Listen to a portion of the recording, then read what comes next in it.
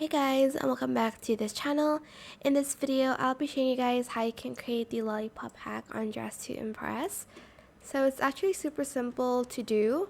I'm just going to remove this for a bit. Select the microphone, and then you are just going to color the first one white in matte. Okay, there we go.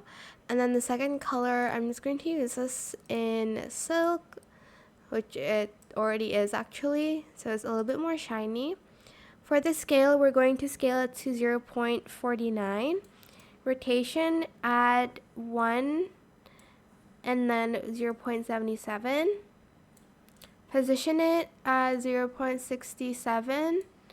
Y at 0.53.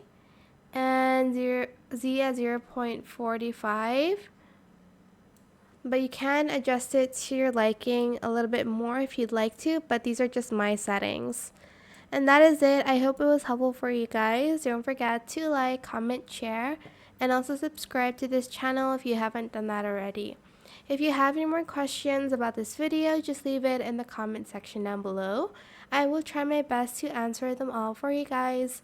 And if you found this video helpful, please click the thanks button as well. That is it. Thank you so much for watching. Bye.